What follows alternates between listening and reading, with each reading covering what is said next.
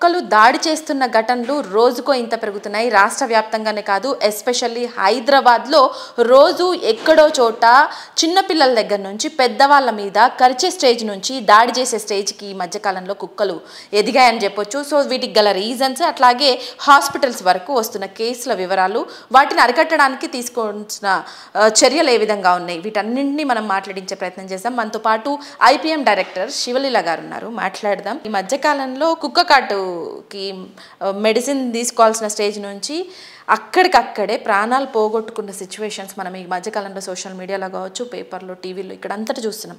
ఎందుకు కుక్కల్లో క్రూరత్వం పెరగడానికి కారణాలు ఏమంటారు? అసలు మీ వరకు వస్తున్న ఇన్ఫర్మేషన్ కావచ్చు, చెప్పాలనుకుంటుంది. ముఖ్యంగా ఇది చాలా విచారకరమైన విషయం అండి.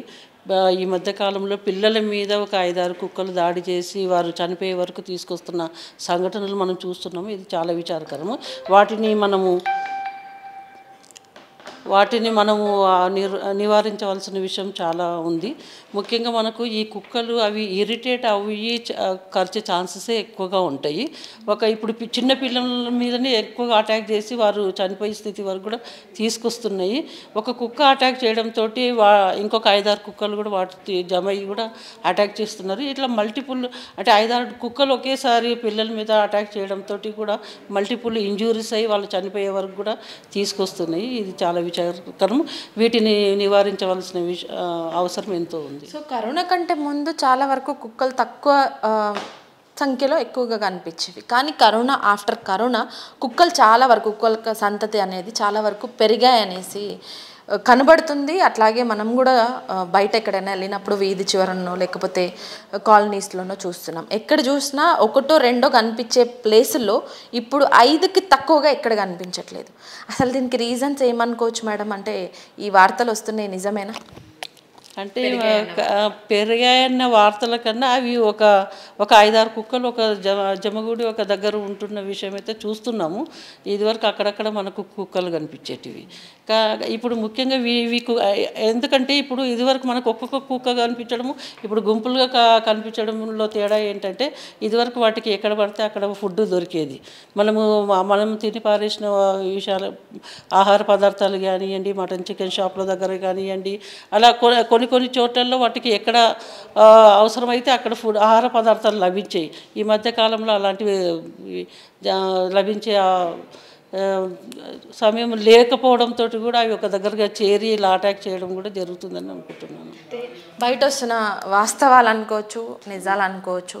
అసలు కుక్కలకు సంబంధించి స్టెరిలైజేషనే జరగట్లేదు. ఎందుకంటే మున్సిపల్ కార్పొరేషన్స్లో కావచ్చు, మున్సిపల్ ఆఫీస్లో కావచ్చు, వీటికి సంబంధించిన వెటర్నిటీ డాక్టర్లు కావచ్చు, వాళ్ళ సిబ్బంది కావచ్చు, చాలా వరకు కొరత ఉంది.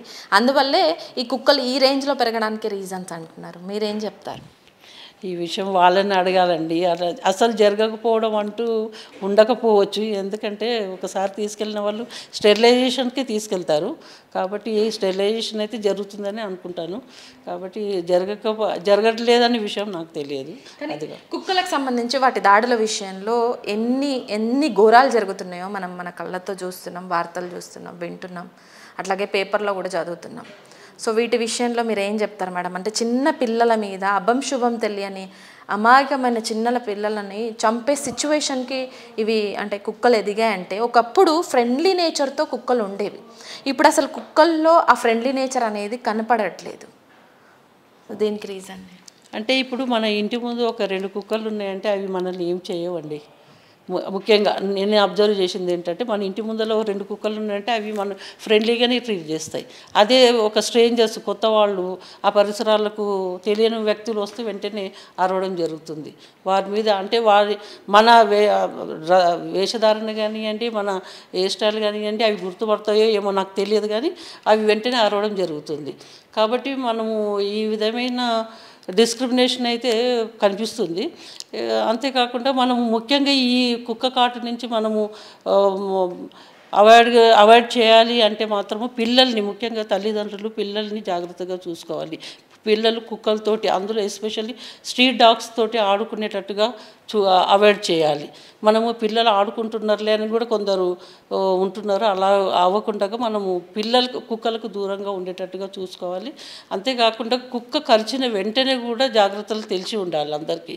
ఇప్పుడు అంటే మీరు చెప్తున్నట్టే కుక్క కాటు విషయంలో ఒక 2020 కావచ్చు, 21 కావచ్చు కేసులు చాలా వరకు ఒక సంవత్సరానికి సరిపడా ఒక సంవత్సరంలో ఒక 80,000 అట్లా ఉండేవి. కానీ 2021 తర్వాత లెక్కల ప్రకారం చూసుకుంటే మాత్రం 1,00,000కు పైగా కుక్క కాటు కేసులు అనేది నమోదవుతున్నాయి. సో ఈ IPM వరకు వస్తున్న కేసుల వివరాలు చెప్పుకోవచ్చు. ఈ మధ్యకాలంలో ఈ 10 రోజుల్లో మనం చూసుకుంటే చాలా వరకు అంటే వందల సంఖ్యలో కుక్క కాటు కేసులు అనేవి హాస్పిటల్స్ వరకు వస్తున్నాయి. సో ఇక్కడ వరకు వస్తున్న కేసుల వివరాలు కనుక చెప్తే, సో ఎమర్జెన్సీ కేసులో ఎట్లా వస్తున్నాయి, నార్మల్ సిచ్యువేషన్లో ఎలాంటి కేసులు వస్తున్నాయి? ఇప్పుడు మన గవర్నమెంట్ హాస్పిటల్స్ అన్ని చోట్ల కూడా యాంటీ రేబీస్ వ్యాక్సిన్ అవైలబుల్ ఉంది. సఫిషియెంట్ వ్యాక్సిన్ అవైలబుల్ ఉంది. గవర్నమెంట్ సప్లై ఉంది. మాకు ఇప్పటివరకు ఎలాంటి షార్టేజ్ లేదు. మా ఇన్స్టిట్యూట్ ఆఫ్ ప్రివెంటివ్ మెడిసిన్లో 365 days anti rabies vaccination clinic ఉంటుంది. ఈవెన్ పబ్లిక్ హాలిడేస్ అండ్ సండేస్లో కూడా ఇవ్వడం జరుగుతుంది. కాబట్టి మనకు ముఖ్యంగా ఈ వ్యాక్సినేషన్ ఇబ్బంది ఎలాంటిది లేదు. మనం వ్యాక్సినేషన్ గురించి తీసుకుంటే ఇక్కడ కేసెస్ ఏంటంటే మాకు రెగ్యులర్ డేస్లో 200 to 250 వరకు ఓపీ వస్తుందండి, డాగ్ బైట్ కేసెస్. అంతేకాకుండా సమ్మర్లో కొంచెము ఒక నియర్ టు 50 to 80% వరకు ఎక్కువ ఉంటాయి. 300 to 350 వరకు కూడా వస్తాయి, సమ్మర్లో వస్తాయి ఎక్కువగా. అంటే as per the previous statistics ప్రకారం సమ్మర్లో ఎక్కువగా ఉంటుంది. క్రమేణా జూన్ తర్వాత గ్రాడ్యువల్గా తగ్గడం జరుగుతుంది. అదే మేడం, నేను అదే విషయానికి వస్తాను. ఎందుకంటే ఒక సమ్మర్లో ఎండాకాలంలో ఆ వేడికి తట్టుకోలేక కుక్కలు సో ఫ్రస్ట్రేట్ అయ్యి సో వచ్చే వాళ్ళని కరవడం కానీ లేదంటే బైక్ పైన వెళ్ళే వాళ్ళను వెంటాడడం కానీ చేసేవి. అది ఇంతకుముందు సినారియో, కానీ ఇప్పుడు సీన్ సితార్ అంతా మారిపోయింది. సో ఇప్పటికి వచ్చేసరికి కంప్లీట్గా వెళ్తున్న వాళ్ళని కరుస్తున్నాయి. పిల్లలకి ఏదో పాల ప్యాకెటో లేదంటే కిరాణా షాప్కో పంపిస్తుంటారు చాలా వరకు. సో అట్లా వెళ్ళే పిల్లల్ని కావచ్చు లేదంటే పెద్దవాళ్ళు. సో మొన్న ఒక కేసు అయితే సో తను అప్పటికే ఒక 5-6 కుక్కలు వచ్చినప్పుడు వాటిని అవి వెంటాడితే వాటిని అన్నిటిని పక్కకు జరిపి కొంచెం వెళ్ళే ప్రయత్నం చేసింది. ఆ తర్వాత అవి మళ్ళీ 5 వెళ్ళి ఇంకో 10 కుక్కల్ని తీసుకొచ్చేసరికి తన వల్ల కాలే మేడం. సో తన పైన దాడి చేసి చంపే సిచ్యువేషన్కి తీసుకొచ్చాయి. సో ఈరోజు కూడా పేపర్లో చాలా వరకు మనం చూసాము, చాలా పేపర్స్లో సో దాడి చేసి సీరియస్ సిచ్యువేషన్కి తీసుకెళ్తున్నాయి మనుషులని. సో వీటికి కుక్కలకు సంబంధించిన వ్యాక్సినేషన్స్ కూడా ఉంటాయి అంటారు కదా. సో వాటి విషయంలో ఎలాంటి అంటే ఏం చర్యలు తీసుకుంటే బాగుంటుందని మీరు భావిస్తారు? అంటే మనం ఇప్పుడు ఒక కుక్క కరిస్తే చనిపోయేంత ప్రమాదం అయితే అవ్వదండి. ఒక 4-5 కుక్కలు కనుక కరిస్తే సివియర్గా ఇంజూరీ చేస్తే మాత్రం చనిపోయే ప్రమాదం ఉంటుంది. అది ఎస్పెషల్గా పిల్లల్ని చూస్తున్నాం, పెద్దవాళ్ళని చంపే సిచ్యువేషన్ వరకు తీసుకురావట్లేదు. ఎందుకంటే మనం పెద్దవాళ్ళు అయితే ప్రొటెక్ట్ చేసుకుంటాం కాబట్టి వాటిని కర్రతో రాళ్ళతో కట్టడం జరుగుతుంది కాబట్టి అవి దూరంగా వెళ్తున్నాయి. కాబట్టి మనము ఎప్పుడైతే మనకు కుక్క కరుస్తుందో వెంటనే అంటే మా దగ్గర 2 రకాలైన ట్రీట్మెంట్ ఉంటుంది. Pre prophylactic treatment and post prophylactic. Pre prophylactic dog హ్యాండ్లర్స్కి వ్యాక్సిన్ ప్రిపరేషన్ చేసే స్టాఫ్కి ఇవ్వడం జరుగుతుంది. పోస్ట్ ప్రొఫిలాక్టిక్ అంటే ఆఫ్టర్ డాగ్ బైట్ తర్వాత తీసుకునే ఇంజెక్షన్స్. ఇవి 4 doses మేము ఇవ్వడం జరుగుతుంది. ఎప్పుడైతే ఎవరికైనా పిల్లలు కానీ పెద్దవాళ్ళకి కానీ వృద్ధులకు కానీ డాగ్ బైట్ అవుతే వెంటనే తరోగా డిటర్జెంట్ పెట్టి వాష్ చేయాలి. వాష్ చేయడంతో మనకు కొంతవరకు ఇన్ఫెక్షన్ వచ్చే ఛాన్సెస్ను మనం తగ్గించినట్టు అవుతుంది. మనం తరోగా వాష్ చేయడంతో ఒకవేళ మనకు కరిచిన కుక్క కనుక రేబీస్ వ్యాధితోటి బాధపడుతున్నట్టయితే ఆ వైరస్ మన బాడీలోకి ఎంటర్ అయ్యి మనము ఇన్ఫెక్ట్ అవ్వకుండా ఉండడానికి కూడా దోహదపడుతుంది. ఎందుకంటే రిస్కా నాన్ రిస్కా అనేది ఎట్లా తెలుస్తుంది? ఒక కుక్క కరిచినప్పుడు అది రిస్క్ ఫ్యాక్టర్తో కూడిన కాటా లేకపోతే నార్మల్గా కాటా అనేది ఎట్లా తెలుసుకోవాలి? మీ వరకు వచ్చే రిస్క్ ఫ్యాక్టర్స్కి సంబంధించిన కేసులను ఎట్లా డీల్ చేస్తున్నారు మేడం? ఇప్పుడు మనము కరిచిన కుక్క అది ఇన్ఫెక్టెడా నాన్ ఇన్ఫెక్టెడ్ అనేది మనం తెలియదు. ఇది ప్రొఫిలాక్టిక్గా ముందు జాగ్రత్తగానే మనం వ్యాక్సిన్స్ ఇవ్వడం జరుగుతుంది. ఒకవేళ డాగ్ కనుక రేబీస్ వ్యాధితోటి బాధపడుతున్నట్టే అయితే అది మనకు రాకుండా ఉండడానికే మనం యాంటీ రేబీస్ వ్యాక్సినేషన్ తీసుకోవడం జరుగుతుంది. కాబట్టి ఈ తరోగా వాష్ చేయడంతో ఆ వైరస్కి ఉండే క్యాప్సూల్ రప్చర్ అయ్యి మనకు ఇన్ఫెక్షన్ వచ్చే ఛాన్సెస్ తగ్గుతుంది. తరోగా వాష్ చేయాలి, డిటర్జెంట్ సోప్ తోటి క్లీన్ చేయాలి, అది ఫస్ట్ ఎయిడ్ ట్రీట్మెంట్. తర్వాత డాక్టర్ని కన్సల్ట్ చేసి ఒక టీటీ ఇంజెక్షన్ తీసుకొని యాంటీ రేబిస్ వ్యాక్సినేషన్ తీసుకోవాలి. ఈ 4 డోసెస్గా ఇవ్వడం జరుగుతుంది. మా దగ్గరకు వచ్చిన ప్రతి పేషెంట్కి కూడా మేము అన్ని ఇన్ఫర్మేషన్ తీసుకొని రిజిస్టర్ చేయడం జరుగుతుంది. అది పెడ్ డాగా స్ట్రీట్ డాగా అనేది కూడా మేము కనుక్కుంటాము. అంతేకాకుండా హై రిస్క్ సైట్స్ కూడా ఉంటాయి. స్కాల్ప్, నెక్, పామ్స్, సోల్లో కరిస్తే వెంటనే నర్వస్ సిస్టంలోకి ఎంట్రీ అవుతుంది కాబట్టి అవి హై రిస్క్ సైట్స్గా మేము పరిగణిస్తాము. వాటికి ఇమ్యునోగ్లోబులిన్స్ రెఫర్ చేయడం జరుగుతుంది. అంటే కుక్క కరవక ముందు కూడా తీసుకునే వ్యాక్సిన్స్ మీ దగ్గర అవైలబిలిటీ ఉన్నాయా అండి? కరవక ముందు తీసుకునే వ్యాక్సిన్స్ అవైలబుల్ లేదు. మనకు మామూలుగా తీసుకునేది అయితే ఈ dog handlers and vaccine preparation చేసే వాళ్ళు మాత్రమే తీసుకుంటారు. మిగతా వాళ్ళకు అవసరం లేదు, అసలు ఉండవు, అలాంటి వ్యాక్సిన్స్ ఉండవు. సో ఈ మధ్యకాలంలో మనుషులకి కుక్కలకి మధ్యలో ఆదరణ తగ్గింది. అంటే మనుషులు కుక్కల మీద చూపించే ఆదరణ తగ్గడం, లేకపోతే ఆ కుక్కలకి ఇదివరకు ఫుడ్ పెట్టేవాళ్ళు, సో కనిపించే కుక్కలకి, సో కాలనీస్లో కావచ్చు, బస్తీల్లో కావచ్చు. కానీ ఈ మధ్యకాలంలో వాటికి తగినంత ఫుడ్ దొరకకపోవడం వల్లనే వాటి బిహేవియర్లో ఇలాంటి చేంజెస్ వస్తున్నాయి అంటున్నారు.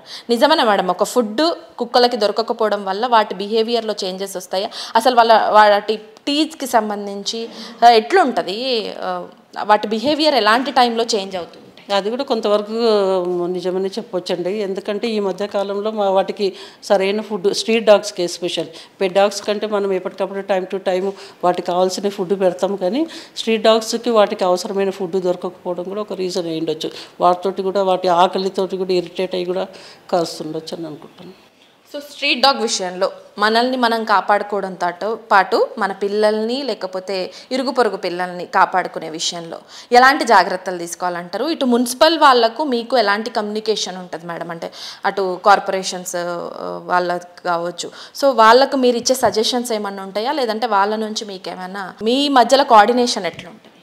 అంటే వాళ్ళకి మేము సజెషన్ ఇచ్చే అంత ఉండదు, కానీ మనము వాళ్ళు ఒక ఇయర్లీ స్టాటిస్టిక్స్ అడుగుతుంటారు, అప్పుడు మేము స్టాటిస్టిక్స్ కూడా ఇవ్వడం జరుగుతుంది. సో మీరు ఇచ్చే వాటిని బట్టి కూడా వాళ్ళలో కొంత చర్యలు తీసుకోవడానికి ఆస్కారాలు ఉండాలి. ఎందుకంటే ఏటేటా మనకి కేసెస్ పెరుగుతున్న టైంలో ఖచ్చితంగా వాళ్ళ విషయంలో నెక్స్ట్ లెవెల్కి ఆ కుక్కల సంతతి పెరగకుండా ఉండడానికి కావచ్చు, వాటిని స్టెరిలైజేషన్ చేసే విషయంలో కావచ్చు, ఖచ్చితంగా చర్యలు తీసుకోవాల్సి ఉంటుంది. మరి ఇప్పుడు మీరు ఈ 2-3 years నుంచి ఇస్తున్న స్టాటిస్టిక్స్ ప్రకారం సో మున్సిపాలిటీ ఆఫీసర్లు అంటే ఎట్లా ఉండాలంటారు? వాటి నియంత్రణ విషయంలో ఎలాంటి చర్యలు, ఏం చర్యలు తీసుకుంటే బాగుంటుందన్న మీ సజెషన్? అంటే అన్ని స్ట్రీట్ డాగ్స్ని తీసుకెళ్ళి వాటికి స్టెరిలైజేషన్ చేస్తే బాగుంటుంది. అప్పుడు మనము ఈ డాగ్స్ అంతటిని కూడా నిరోధించిన వాళ్ళం అవుతాం. క్రమేణా కూడా వాటి జాతి కూడా కొంతవరకు తగ్గించిన వాళ్ళం అవుతాం. ఇంత స్ట్రీట్లో ఒక 5-6 డాగ్స్ కనిపించడం అనేది మనం చూడకపోవచ్చు. అంటే స్టెరిలైజేషన్ చేస్తే వాటి సంతతి పెరగదు కాబట్టి క్రమేణా కూడా తగ్గిపోతాయి. వాటి లైఫ్ స్పాన్ కూడా చాలా తక్కువగా ఉంటుంది. మ్యాక్సిమం 14 years అలా ఉంటుంది డాగ్స్, అంతకన్నా ఎక్కువ ఉండదు. సో రిస్క్ కేసెస్ వస్తున్నాయి అంటున్నారు కదా, సో వాళ్ళకి ట్రీట్మెంట్స్ కూడా అవైలబుల్గా ఉన్నాయి. కానీ మీరు అంటున్నారు ఒక్క కుక్కతో చనిపోయే సిచ్యువేషన్స్కి అయితే రాదు, గుంపులుగా ఎగబడే కుక్కలతోటే చనిపోయే స్టేజ్కి వస్తారు. నిజంగా మనల్ని మనం కాపాడుకునే విషయంలో కావచ్చు, పిల్లల్ని కాపాడే విషయంలో, సో పెద్దవాళ్ళు కావచ్చు, లేదంటే మన ఏజ్ గ్రూప్ వాళ్ళు, అంటే బయటికి వెళ్ళినప్పుడు ఎలాంటి జాగ్రత్తలు తీసుకోవాలంటారు? ఒకవేళ నిజంగా అన్ఎక్స్పెక్టెడ్ కుక్క కాటుకు గురైతే తీసుకోవాల్సిన సూచనలు కావచ్చు, సలహాలు కావచ్చు మీరు ఇచ్చేది? అంటే మనము కుక్కలు కరుస్తున్నాయని భయం అయితే అందరిలో ఉంది. ఇప్పుడు చాలా జరుగుతున్న సంఘటనలతోటి అందరూ కూడా భయభ్రాంతులు అవుతున్నారనే విషయం అయితే నిజం. కాబట్టి మనము ముఖ్యంగా కుక్కలు ఉన్నాయంటే వాటికి దూరంగా ఉండడం అనేది జరగాలి. ఎందుకంటే మనము దగ్గరికి వెళ్ళి వాటిని కరిపించుకున్న తర్వాత ఇంజెక్షన్స్ తీసుకొని భయం ఎక్కువ. ఇప్పుడు ఈ పాము కాటుకైనా కుక్క కాటుకైనా భయం ఎక్కువ, భయంతో చనిపోయే ఛాన్సెస్ కూడా ఎక్కువ ఉంటాయి. ఒకసారి కుక్క పట్టుకుందంటే ఆ భయంతో కూడా మనం వెంటనే డిప్రెషన్, అంటే మన స్థాయినంతా దిగరాచుకునేటట్లు భయపడతాం. కాబట్టి మనం అలాంటివన్నీ కూడా అవాయిడ్ చేసుకోవాలి. కుక్కలకు దూరంగా ఉండడం అనేది ముఖ్యంగా చెప్పాల్సిన విషయం. అందులో ఇప్పుడు మనకు చిన్నప్పుడు కుక్కల్ని మన ఇంటి ముందర కుక్క ఉంది అంటే వాటికి అన్నమో ఏదో పెట్టేవాళ్ళం.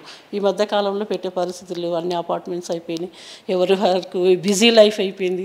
దాంతో కూడా వాటి ఆదరణ తగ్గి కూడా ఉండొచ్చు. సో ఓవరాల్గా చూసుకుంటే కుక్కలకి అట్లాగే మనుషులకు మధ్యలో కాస్త ఆదరణ తగ్గింది. ఇదివరకు కుక్కల్ని చూసుకునేటట్టు ఇప్పుడు మనుషులు కుక్కల పైన అంత ప్రేమ అభిమానాలు అయితే చూపించట్లేదు. కాబట్టి కొంత అవి డిప్రెస్ అయ్యి సో ఇలాంటి సిచ్యువేషన్ని క్రూరత్వాన్ని తన బిహేవియర్లో చూపిస్తున్నాయి అనేసి కూడా కొంత స్టాటిస్టికల్గా బయటపడ్డ నిజాలైతే.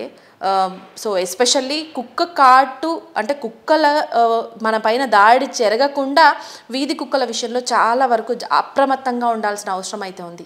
అన్ఎక్స్పెక్టెడ్గా ఒకవేళ కుక్క కాటుకి మనం గురైతే కనుక ఖచ్చితంగా హాస్పిటల్కి వెళ్ళి దానికి తగ్గ ట్రీట్మెంట్ని అయితే తీసుకోవాల్సిన అవసరం ఉంది. వాటి విషయంలో అంటే దాడులు చేస్తున్న విషయంలో మాత్రం చాలా వరకు అప్రమత్తంగా ఉండాల్సిన అవసరం ఉంది. పెద్దవాళ్ళు అయితే సరే కానీ చిన్నపిల్లల్ని మాత్రం వాళ్ళ తల్లిదండ్రులు ఎప్పటికప్పుడు పర్యవేక్షించాల్సిన అవసరం కూడా ఉంది. ఎందుకంటే స్ట్రీట్ డాగ్స్తో ఆడుకునే సిచ్యువేషన్స్కి పిల్లల్ని తీసుకుపోవద్దనేసి కూడా డాక్టర్లు చెప్తున్న విషయాలు. కెమెరా పర్సన్ రాజేష్తో హరిత.